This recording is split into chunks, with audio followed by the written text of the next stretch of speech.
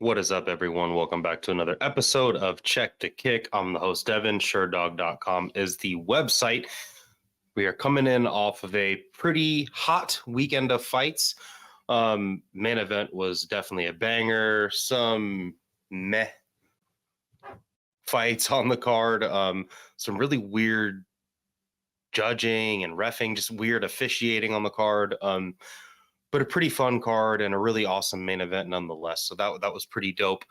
I hope all of you guys had a good weekend. I am recording this on Monday, October 7th. You'll be listening to it Tuesday the 8th. So I hope all of you guys have a good week ahead of you.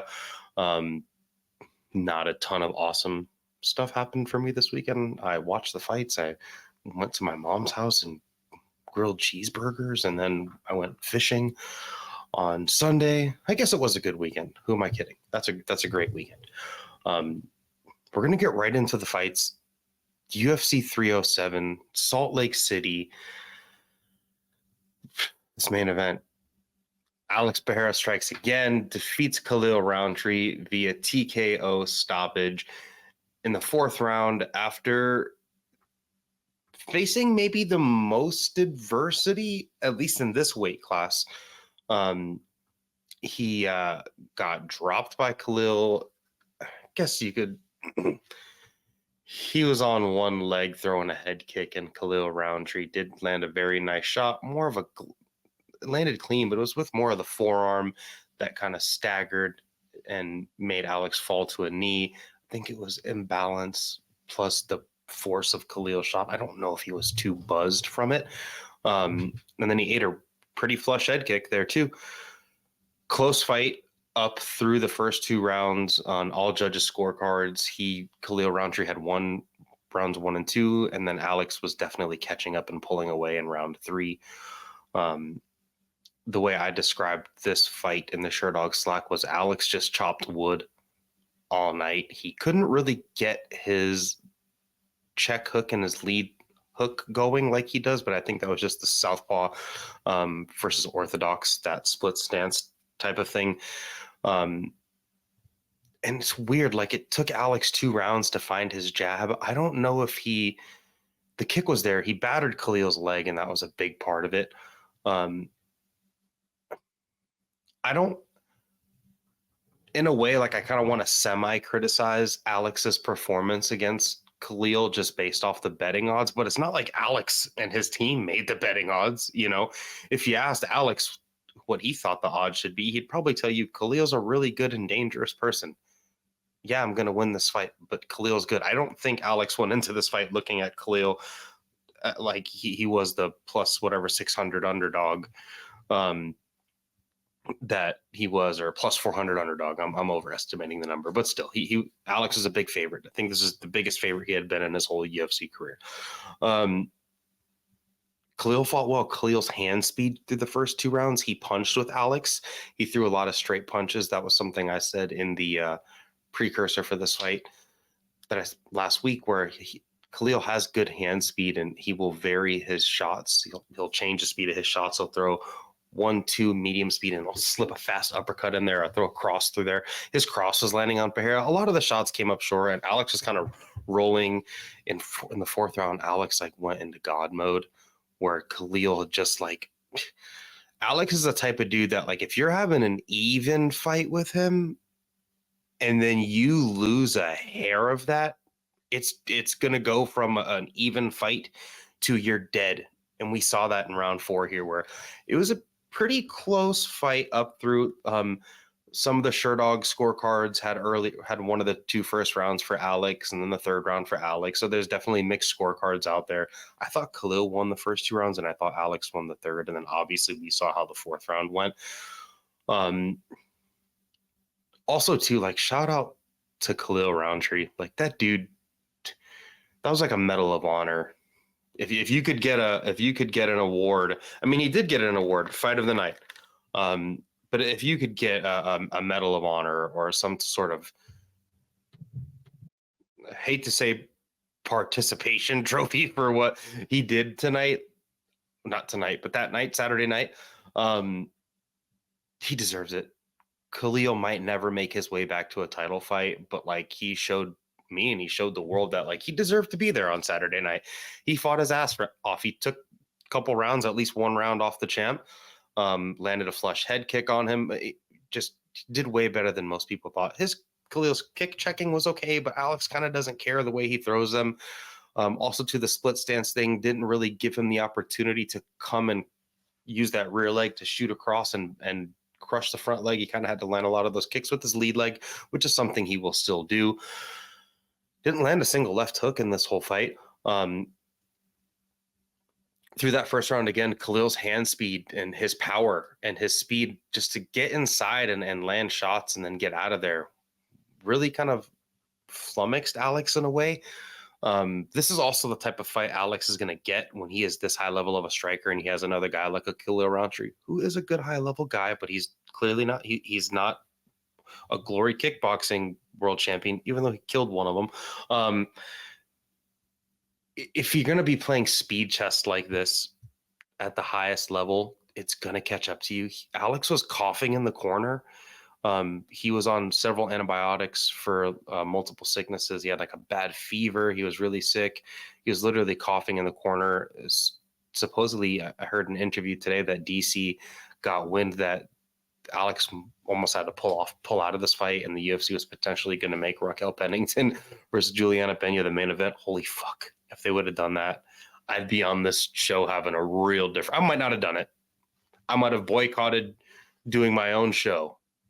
Just kidding. I wouldn't have done that. I would have came here and talked shit. So he was on multiple antibiotics. He has like torn ligaments in his foot. He's all effed up. So he needs to take some time off. He's literally I saw a clip today after that came out of him literally coughing in the corner. Because he was literally sick, like fighting on antibiotics and shit. He's 37. He says he knows he's 37 and he wants to play speed chess like this, but Alex seems to realize, like, I got to take a step back. Second round, pretty similar to the first round, just the hand speed, power and speed, and Khalil's ability to get into the pocket and land straight shots.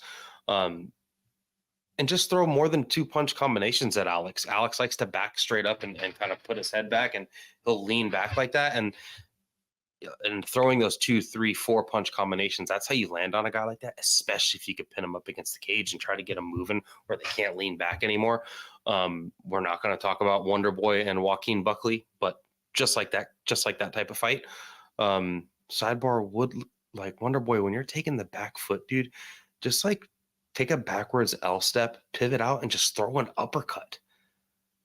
And then you're out of there. Like, don't back straight up to the cage and throw straight punches. Like, pivot out, throw an uppercut, pivot out, get out of there. Pivots are important in MMA. Anyway, especially off the back foot when you're counterpunching. Back to this. Third round, Alex kind of realized that he was getting touched up a lot. And it wasn't landing clean, like he was rolling with a lot of stuff, but he still got buzzed. He got hit with that head kick. Glover and Polino were telling him, like, hey, dude, stop. Like, you need to get your defense sound. The second Alex came out there and just, like, went back to a fundamental game, I thought maybe the way Alex came running at Khalil and did, like, the Sean Strickland jumping Spartan kick thing, maybe he thought he'd be able to go out there and just get Khalil out of there. Maybe Strickland has stories of Khalil in the gym that gave Alex a little more confidence, maybe. I'm not sure. But the second he got his jab off and Khalil slowed down just a hair, it was over. And that was Khalil's first 5-round fight. I'm not going to take anything away from Khalil Rountree. Like, he fought as best as he could. And if he knew that he didn't have the cardio to go 5 rounds at Salt Lake City, at least he gave it his most valiant effort, even the finishing sequence into the 4th round. He's up against the cage. He's still whipping shots back, but he was just getting fucking rained on. 3rd round, Alex found his jab. I think Khalil had a messed up nose in between the 3rd and 4th round. His corner was like, I think maybe even the 2nd and 3rd, where Khalil's like, my nose, but the corner was like, you already knew you had a messed up nose, dude. You knew this. If it's just the nose, you're fine. So I think his nose is already a little bit effed up. But once Alex's jab started landing and Khalil slowed down a hair and got on the back foot and he wasn't meeting Alex anymore, the second Alex Pereira gets you on that warning track, like he's not as defensively sound there with as good a footwork as someone like Dustin Poirier, and I know that's going to freak people out. But Dustin Poirier has the ability to take the back foot, get against the cage, land a shot, pivot around, do a 180, and then Dustin is finishing people, bobbing and weaving at the same. Alex, I think that's his biggest flaw is when he's so dangerous, and he's literally like a video game boss where his most vulnerable point is also when he's his most dangerous. And I think that's a really good way to put it. But in this fight, Khalil was too tired. The jab had battered him. Like Alex is, a jab is like a good jab is like taking a broomstick and just jousting it and pop, pop, pop, hitting it in someone's face. You could win a fight with a jab. Ask Julianna Pena. That's a joke, but also serious. Anyway, but I mean, Alex's jab is if like you took a fucking fence post. Like his jab, he landed 15 jabs on Khalil, and it literally looked like someone attacked him with a hammer. He was so fucked up from just eating that consistent jab. None of the body jabs from Alex either in this fight. He really uses that as a range finder. He'll, cross, throw a jab, throw a cross. He'll jab to the body, and then he'll come up and throw a big hook behind that jab to the body. That just wasn't there in this game, and I thought that was weird because he landed the jab to the head often, but he will double up his jab, then throw a cross behind it, and then his following combination, he'll throw a jab to the body, and then he'll whip a big left hook up. That's like one of his big favorite, back-to-back combos that he likes to throw at people. That wasn't really a ton in this fight. Didn't see his left hook get off as much. Finishing sequence in round 4, though, there was one moment where he kind of Khalil's shelled up against the cage, and I think Alex was in southpaw at this moment where he kind of did this guard manipulation like Lomachenko style, where he ripped the guard down and threw the right hook right behind it. That was really dope. That was really, really cool. There was a moment where he was just like, he hit him with a jump knee, and he's just like throwing big hooks around Khalil's guard. And you could see like how Izzy knocked them out there. And I think everybody and their mother was screaming at their TV, throw to the body. He throws 2 big hooks to the body and then slips in that uppercut, and Khalil's just dead. And he wasn't dead, but poor guy. Like he got Mark Goddard said to, I think it was Joe after the fight, he's been reffing fights for 20 years and he's never heard someone get hit as hard. Like he's never heard anyone hit someone in an octagon harder than Alex Pereira. And this dude's Mark Goddard. Like he's been in quite a few Tom Aspinall fights, Ngannou fights, Derek Lewis. Like, yeah. He said it's ungodly. Those were his words exactly. The freaking post-fight interview, Khalil has that giant coagulated booger thing, and they're like, you got a lot of blood coming out of your face, and he's just holding the towel over it. Khalil's such a boss. He's a dude. It's really hard to not be a Khalil Rountree fan. I've always liked Khalil. This is one of those fights where I'm like, I'd hate to see Alex lose, but man, if a guy like Khalil Rountree would be the one to pull it off, it'd be insane. Alex retains. He did what he did. He, took some damage, but it was semi-minimal, even though he did get dropped and did get hit with that head kick. Moving forward for him, like we're at the point where like people are kind of demanding Magomed Ankalaev. People are just saying that's what we want to see. Quite frankly, I understand why the UFC put this fight together, because like Magomed Ankalaev, like fight a fight that people care about. And I know that's like a casual statement, but they're not trying to convince me. He's trying to convince the UFC, like do something to make fans care. I'm already going to care. I do a podcast every week about MMA. Of course I care when Magomed Ankalaev fights, but like he needs to make everyone else care. And then get your visa shit straight, dude, because if you can only fight, like you got major ties to like Kadyrov, so that's going to impact him getting fights and dude, this was best case scenario. Khalil Rountree fought his fucking ass off. They got fight of the night. They got 50 Gs in a very deserving fight of the night. Really cool fight. Alex should probably fight Ankalaev, but I wouldn't be mad if he rematched Jan Blachowicz or something. Like, it's Alex Pereira. Like, let him fight whoever he wants to fight. It's just fun. It's just fun. Alex Pereira makes MMA fun. I'm here for that. Khalil Rountree, Jamal Hill did the yawning thing after the fight, and I'm just like, dude.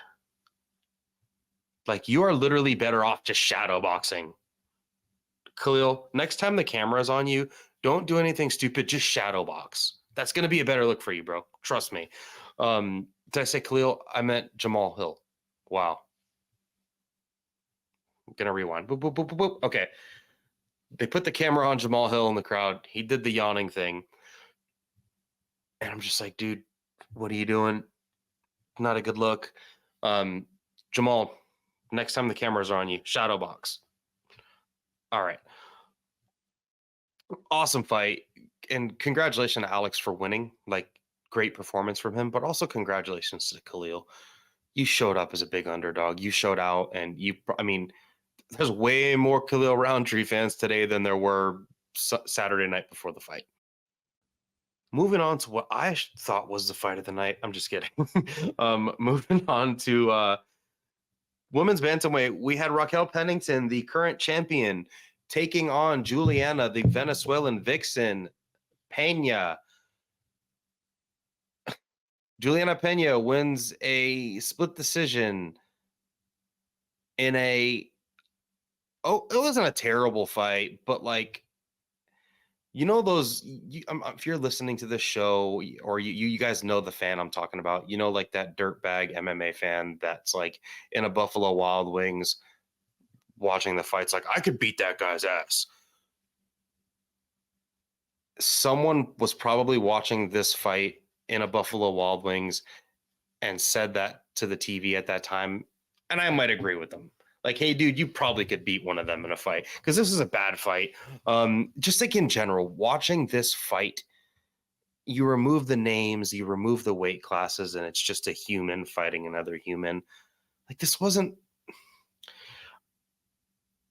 Watching this fight, I don't even think Julianna Pena and Raquel Pennington are the two best women's bantamweight. Like, that fight should have just been Valentina Shevchenko moving up a division, fighting Kayla Harrison for the vacant belt. Like, the women's flyweight champion is the best bantamweight on the planet. And after I watched Kayla Harrison fight, we'll get into that, I wouldn't be surprised if someone like Shevchenko beat her in a fight. Anyway, back to this fight. Julianna Pena wins, again, a highly contested split decision. I think everyone on MMA Decisions had it scored for Pennington, and then one person scored it a draw. And at the end of the day, like, it should just be a draw on like one person. I don't know. Usually the champ retains in a draw, but this was a draw that the champ had to give the belt away because of just a weird blunder. Most people scored the fight round 1 for Pena, and then round 4 and 5 for Pennington. Two of the judges scored 1, 2, 3 for Pena. I think it's honestly not a bad scorecard. A lot of people are crying robbery, but like, it's not a bad scorecard. Watching the fight back again, I could see why somebody would score it for for Pena. Just the flurry towards the end, even though her striking is just so... trying to find the best descriptive word, discombobulated. Like, she was landing on Pennington. Pena wins fights because she is fighting at women's bantamweight, and she has some skills, but mostly she's like just willing to be there and like fight her ass off. And I appreciate that. Like, I would rather have a Julianna Pena type champion than Raquel Pennington, probably, because like, I think Julianna Pena tried her absolute best on Saturday, and I don't know if Pennington did that. I think Pennington has the skills to beat Julianna Pena, like she almost did, but I don't know if you like took I don't know, Max Holloway's brain and you put it in Pennington's body, she would have totally won that fight. And I know I'm just speaking out of my butt, but I just don't. Sometimes Pennington, like she hurt Pena, she hurt Julianna, and she's just like kind of looking at her like, it was the first person you dropped in your whole UFC career, and you were more surprised than everyone else was. She just like gives fights away.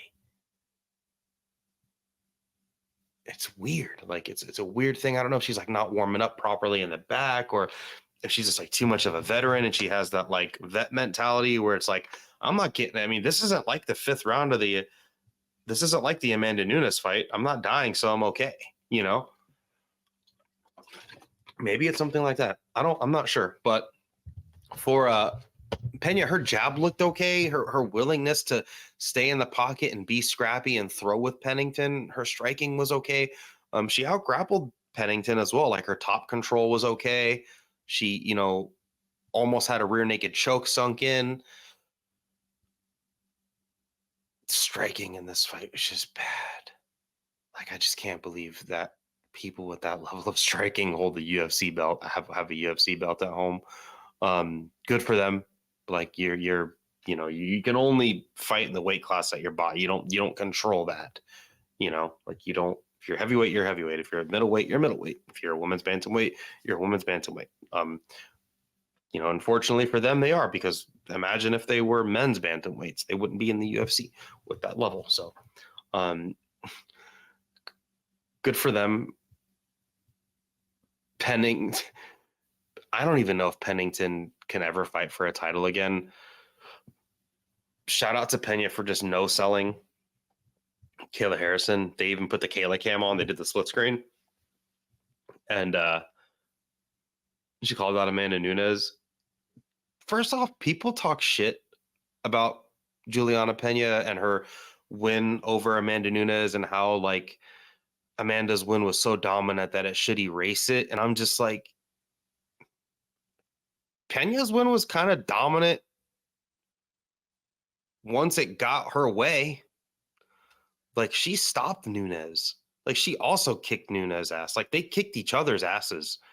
Like in my head, they got an equal ass kicking on either side. Yeah, I mean, Amanda made her look stupid in the rematch, dropped her a freaking shit ton of times, and had her all out of sorts. Do I think Amanda's the better fighter? Duh. But do I understand Juliana's point of argument? Shit, sure. If that was me, I'd argue that too. Your GOAT, I beat her with a jab. Julianna Pena has won the world. Her best 2 tools in this fight were her grappling and her jab. How did she beat Amanda Nunes? With the jab and grappling. Julianna Pena has literally won a world title fight twice. Once against Amanda Nunes, once against Julianna Pena with her jab and grappling. That's hilarious. That's all I even have to say about this fight. Who does Julianna Pena fight next? She probably should have called out Shevchenko. I think that was a smarter call out because they have unfinished business and she got finished by Shevchenko, and that's like a super fight. Julianna, I said I wasn't going to say anything else. Julianna's in a really tough place because the 3 next fights, the 3 most likely next opponents for her in this order are Kayla Harrison, Valentina Shevchenko, and Amanda Nunes. I would not want to be in that situation if I was Julianna Pena. Raquel Pennington should fight Norma Dumont. Moving on to a pretty sad moment of the night. Not as sad as the Joaquin Buckley Wonder Boy one, in my opinion, but we had Mario Bautista defeating Jose Aldo. A lot of people are really upset about this. I am not as upset,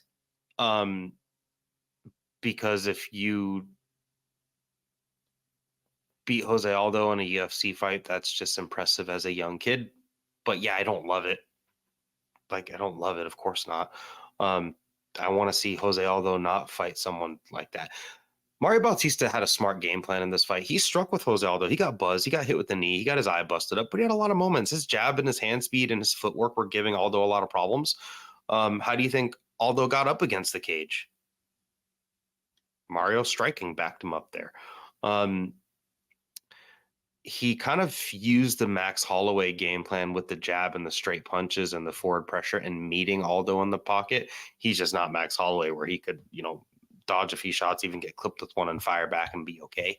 Not many people can do that against Jose Aldo. I mean, really only one person has done it, and it's Max. And he did it twice.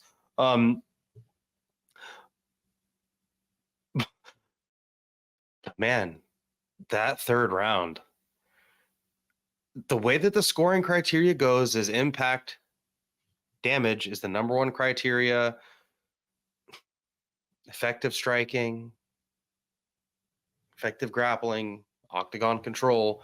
If everything is even, as you go down the totem pole of importance of the scoring criteria, and then if you end up getting to control and one dude has 4 minutes and the other one has 1, and everything else is a null and void and non-A and non-applicable, then you eventually have to score on octagon control and effective grappling.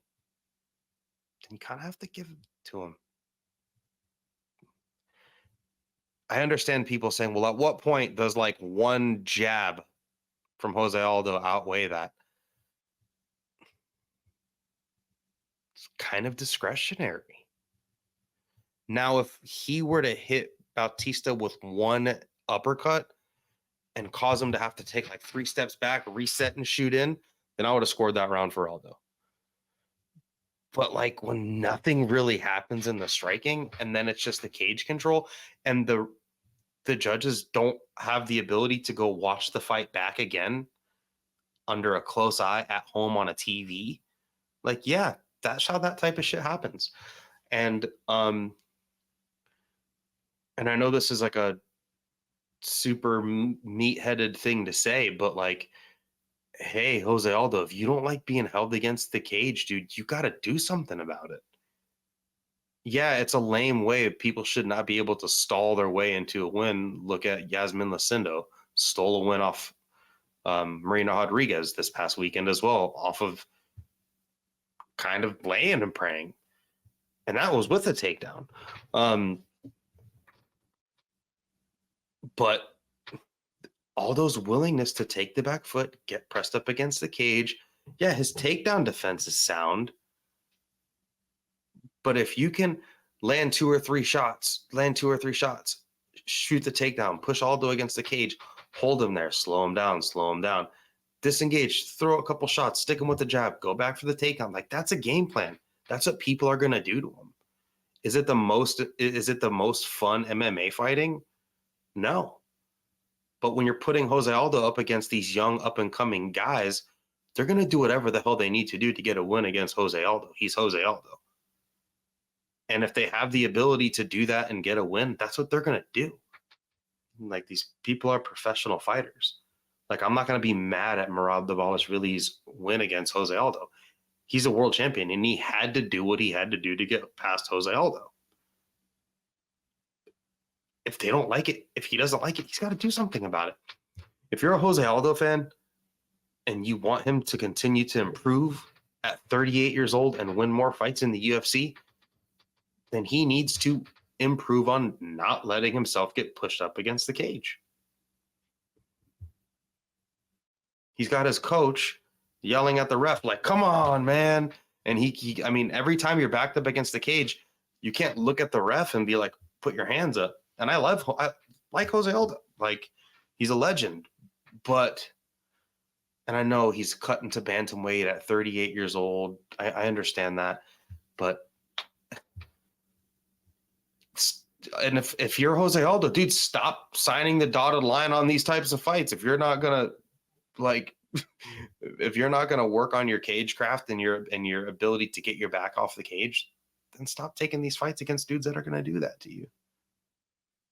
Go look for fights with Henry Cejudo. Maybe he, or Dominic Cruz. Maybe they'll do that. I don't know. But peel out, get an underhook, try to get off the cage, punish him when he tries to push you against the cage. You're defending the takedown, but it's not really about the takedown. It's just about me landing my shots pushing you up against the cage and slowing you down. No, not a good fight. Like, and I'm not super impressed by Mario Bautista's performance. I respect it. He got a win over Jose Aldo and, had him kind of frustrated in there. Had most people frustrated. I was frustrated. But, win's a win. What's next for Aldo? Fight Henry Cejudo or fight Dominic Cruz. Fight one of these older dudes that are still good. I think Henry Cejudo is probably the best fight.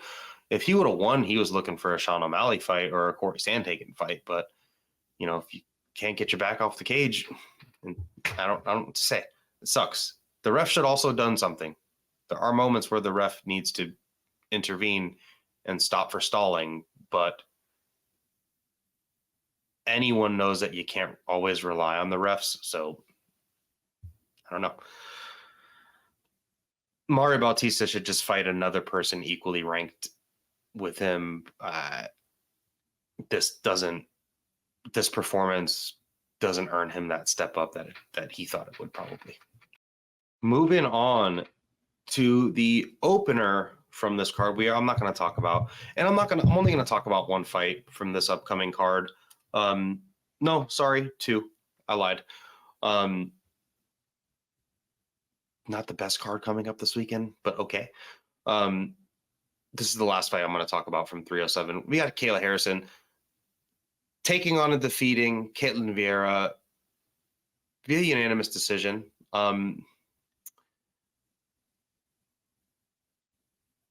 Kind of deflated about Kayla Harrison. I was just looking for the best way to say it. So sorry if there's a long pause if you're only listening to this on audio. Deflated, underwhelming. Maybe I've overestimated her abilities. Do I still think she's going to be the world bantamweight champion? Yeah, I don't see why she can't beat Julianna Pena. But, do I think Kayla Harrison could beat Valentina Shevchenko easily? I don't think so. If the same Kayla Harrison this past Saturday had Valentina Shevchenko across the cage from her in a 5-round fight, I don't know. Ketlen Vieira was pretty. Look, Kayla Harrison, when she gets you on the ground, she's great, but her ability to close the distance is not good. I was impressed by her kick checking, for a 2-time Olympic judoka to come to MMA and just be able to develop a kick check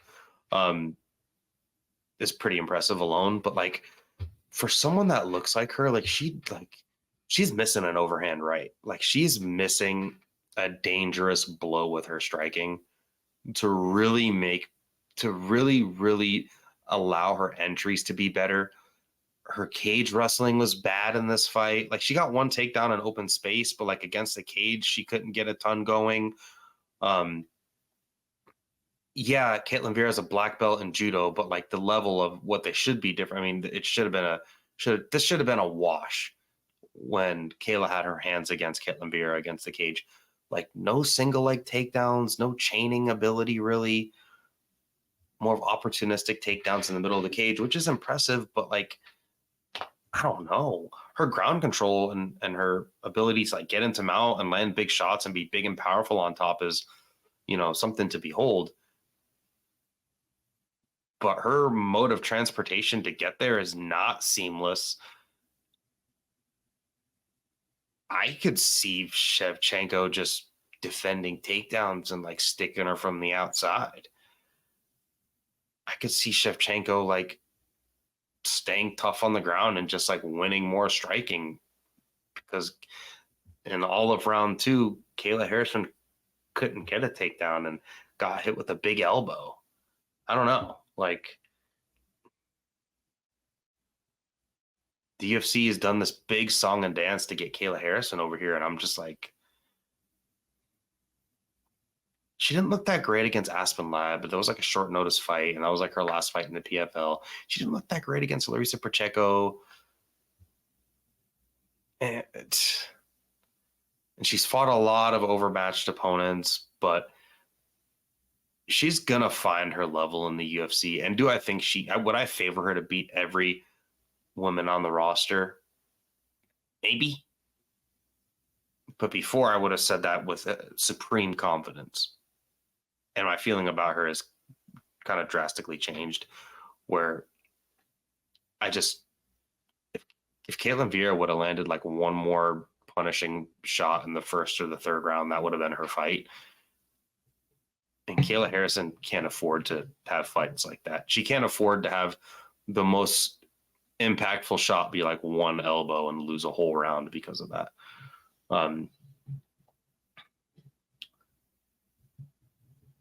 Kayla Harrison got no-sold by Julianna Pena. That doesn't mean the UFC is not going to do everything in their power to make that fight. They're going to book Kayla Harrison against Julianna Pena, and that's fine. She deserves it. She's now, beat Holly Holm, beat Caitlin Vieira. She's going to be the number one contender. She should just be ranked number one in the division. That's what the UFC is going to do. By the time you're listening to this on Tuesday, you can go to the UFC's website and look at their rankings, and they'll probably have Raquel Pennington ranked number 2, actually, even though she was just a champion after Kayla Harrison. It only makes sense. They're going to usher her into this title fight, and she deserves it. This is Michael Chandler came over here, knocked out Dan Hooker, and got a title fight. That was a little bit undeserved, maybe. But no, if you're Kayla Harrison and you come over and you finish Holly Holm and then you defeat Caitlin Vieira, the number 2 contender in the world, her weight cuts are always going to be a big part of her fighting here. And I think that's just hindering her performance. But I also don't think any of that's going to matter against Julianna Pena. I think there may be someone, though, that, could give her a lot more problems than expected. Maybe someone like a Norma Dumont or like a Macy Chase, someone that is just tough and, again, all they would need to do is have the Caitlin Vieira round 2 happen 3 times in a title fight, and they beat her. I know it's easy for me to say, but there is before I didn't think there was much of a game plan for many of the women's bantamweights. At least now there's some sort of, chink in her armor that they could follow.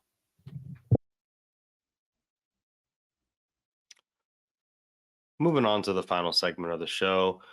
I'm going to skip the middle segment of the show this week. There's not a ton of crazy stuff going on. There was this weird Nina drama beef that I'm not even going to get into. That's all I'm saying about it. That's why I decided to talk about another fight. And I think the women's bantamweight division needed a little bit of discussion, crazy enough. Final segment of the show. In with the new. We're going to talk about 2 fights from this week's card. This is over at the Apex. First fight we're going to talk about 2 veterans. We've got Daniel D-Rod Rodriguez taking on Alex the Great White Morono. Let me give you guys the odds on this fight here. Just a moment.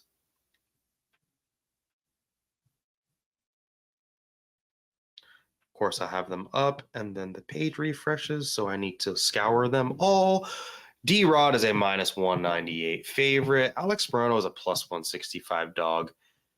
I think this should just be like a pick'em based off of D-Rod's recent history. He was such a big prospect and kind of hyped when he went on that run. He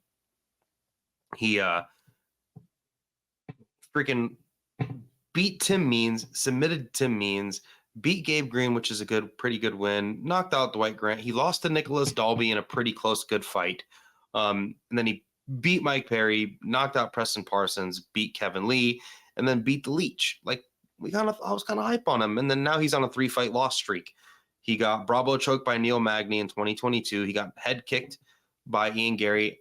And then he kind of lost a weird lackluster fight where Kevin Gastelum really missed weight badly. That was earlier this year in June. Alex Morono, he's coming off of a decision loss to Nico Price. Prior to that, he beat Court McGee, lost against Joaquin Buckley, beat Tim Means by a guillotine, and then he got knocked out by Santiago Ponzinibbio. Prior to that, he was on a little bit of a run where he did go on a 4-fight winning streak. He beat Cowboy, beat David Zawada, beat Mickey Gall, and then beat Matthew Semmelsberger, who's actually a pretty good, dangerous guy. Since that Semmelsberger fight, he has been trading wins and losses. This is an interesting fight for me. I'm pretty curious to see how it plays out. D-Rod has a good jab and he's got good power and he's pretty dangerous in the pocket. Morono can sometimes be a little bit of be pretty slow-footed and overly willing to brawl and not very defensively sound in the pocket. He's been caught like that, Chaos Williams fight. He's also got pretty tricky BJJ. He's a black belt. I know he's an instructor. He owns a camp. He's very well schooled and he's a very intelligent fighter. He's got good BJJ. That's his thing. I'm going to be quick with this breakdown.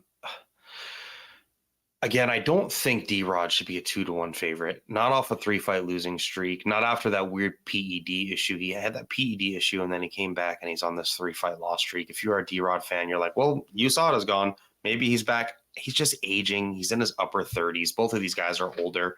I'll go with the flyer and go with Morono. I could totally see him getting picked apart here. And it's mostly just the betting line. Like, this should just be a pick-em fight. More than likely, D-Rod will defend the takedowns and make this a brawl in the pocket and just be the craftier, more powerful puncher. But Moreno's got stick-to-itiveness. He's pretty tough. He's got good front headlock game. Maybe he hurts D-Rod and gets D-Rod shooting on something, or maybe D-Rod gets a little tired and he has been getting kind of gassed in some of his fights. Maybe he hits him with like a guillotine or something like that. Neil Magny hit him with one. Yeah, give me Alex Morono by 3rd round submission. It's a weird pick. It's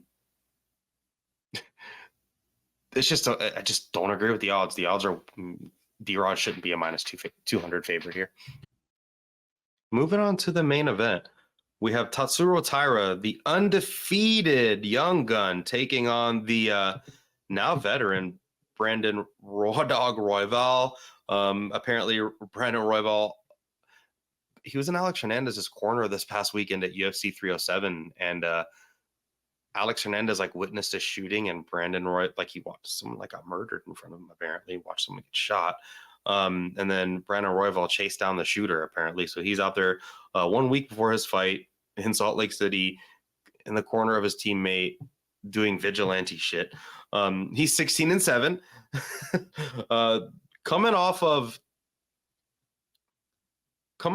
a pretty decent performance against Brandon Moreno. Brandon Moreno took that fight on short notice. That was up at Elevation, Mexico City. And it was a really, really close fight. Brandon Moreno looked pretty bad in that fight. Before that, he did lose to Pantoja. In their 3rd fight, he was on a 3-fight win streak, beat Bontarine, beat Matt Schnell, beat Mateus Nicolau. And then Tatsuro Taira, he's undefeated. His last fight out, he was in a fight with Alex Perez where he won via TKO to knee injury, but Perez wasn't looking too bad in that fight. Prior to that, he did not knock out Carlos Hernandez, had that decision against Edgar Chairez, and then submitted Jesus Aguilar. That's a pretty good win, that triangle over Aguilar, because Aguilar is a really dangerous, powerful dude that has good BJJ. But he's, kid's 24 years old on a 16-fight win streak in his first main event. Odds on this fight, I need to give you the odds. Taira is a minus 225 favorite. Brandon Royval is a plus 185 dog. And these odds compared to other odds, he was only a minus 170 favorite against Alex Perez, but against Carlos Hernandez, he was a minus 325. Against Edgar Chairez, he was a minus, some places had him. He closed at minus 200. My God. Yeah, this kid's been a huge favorite before. This is going to be a tough fight for him. Tatsuro Taira's 24 years old. He's a really good fighter, but he's not flawless. He's been caught. Chairez hurt him and had him in trouble in their fight with submissions as well. He's just not a flawless fighter. Neither is Brandon Royval. Brandon Royval, the Raw Dog, if you go watch his Kai Kara France fight, that should just be his thumbnail. Hey, if you want an idea of who Brandon Royval is as a fighter, just go watch his fight with Kai Friends. All volume, got good power. His fight with Brandon Moreno up at elevation, he threw so many punches, but like did not land many. The striking differential was just terrible percentage wise. But the judges don't know that. And if you're throwing a lot of shots, he's a guy that has good volume, good power, a very opportunistic fighter, whether it's his submission games or just with his punches, you know, he'll knock you out with a spinning back elbow, land big shots on you. If you come crashing into the pocket, he'll meet you there. He's fearless. Brandon Royval is a fearless fighter. He's not going to take it the back foot. Again, good BJJ, opportunistic guy. If he gets you on the ground, he's a willing scrambler. He's pretty good off of his back. He will look for submissions. Pretty good striking, pretty good power, and just a dude that's willing to get into the pocket and brawl. Tatsuro Taira, he is a really good control grappler, good takedowns, good chain wrestling. He's able to take the back. He can take the back standing against the cage. If you give him his back, he will take it. Good takedowns, good ground control, good submission game, pretty good striking. You know, recent fight of his, a lot of people were critiquing his striking, and then he goes out there and blasts a dude. He's definitely young, and he's definitely really improving. I think Brandon Royval, what we've got with him is pretty much a finished product. Maybe he can hone things here, do things there. But Tatsuro Taira is not a finished project. He's only 24 and he's only getting better. My concern with him is he is pretty big and pretty athletic. So at some point, these cuts to 25 may impact him. But I'm glad the UFC is just taking advantage of what they have when they have them. These 24 flyweights have a much shorter shelf life. They expire way earlier. So, I mean, put them in these fights. It's a good fight for Taira because if he does go out there and beat a dude like Brandon Royval, the UFC needs, I mean, shit, Royval's fought Pantoja 3 times. Like, Pantoja's fought everybody. They need new contenders. I just think this is a hard fight for Taira because if he doesn't go out there and finish Royval, like, what is this going to look like in rounds 3, 4, and 5? Because we know Royval is going to keep coming forward. Like, if you don't finish Brandon Royval, you can hit him with the hardest shot. Some fighters out there will get dropped. They will circle out, they will regain composure, and then they will never initiate another exchange for the rest of the fight. They will shut down, they will take the back foot, and they will survive. That is not Brandon Royval. If you hit him with a shot, he's going to recover and then go until you kill him. You gotta shoot him with a gun to stop him. And clearly he ran down a gunman this weekend. Cutting weight, mind you. 1 week out. The same, literally. He did this on Saturday night. He's crazy. I'm going to pick Brandon Royval in this fight. Here's why. I think he's good enough on the ground to keep himself at least safe in bad situations. This could look a lot like the Pantoja fight where he gets taken down. He's a willing guard player and he does not have good takedown defense. But we just haven't seen Taira get pushed by someone that has Brandon Royval's volume. I'm picking 2 underdogs in a row. But this one I'm actually pretty, like, I really do think Brandon Royval has a good chance to win this fight. His jab, his forward pressure, his volume. If Tatsuro Taira goes out there and beats Brandon Royval in a 5-round fight, then I learned something, but I haven't learned it yet. I haven't seen, if you pick Tatsuro Taira to win this fight, you either think he's going to finish Royval, which, yeah, that's probably not going to happen, or he's going to win a 5-round decision against him. We've never seen him win a 5-round decision. And yeah, like, Brandon Royval's got 7 losses on his record, but the only one, yeah, he got finished via rear naked choke by Pantoja back in 2021. Okay, he's a champion of the world, but like no one's knocked him out. Like that's really his, yeah, Brandon Moreno has that TKO punches, but like he was injured, you know? And I love Brandon Moreno. I just think the volume, the scrappiness on the ground, the scrappiness on the feet, the power, I think he's going to get in Taira's face. He's that type of dude that he's going to go and get in your face and he's going to go get after it quickly. He's going to force Taira to play catch up this whole fight. And I think that's his path to victory. Just go get in his face, stick him with tons of volume, throw 2, 3, 4 punch combinations, keep your jab on him. Maybe you shoot, just flood him with offense, make him react. Don't let him lead the dance. And I think someone like Brandon Royval with his cardio and his pacing has the ability to do that. If he just hits him with like a Colby Covington-esque game plan, it could totally see it working with just even more volume and more punishing strikes. I'm going to go with Royval to win a 5-round decision where he probably gets controlled off of his back and maybe even fights off a submission in one of the rounds. But I think he's going to win 3 of these rounds just based off volume in his cardio. That's the show, guys. Really appreciate you all for tuning in. I'm the host, Devin. Enjoy the fights.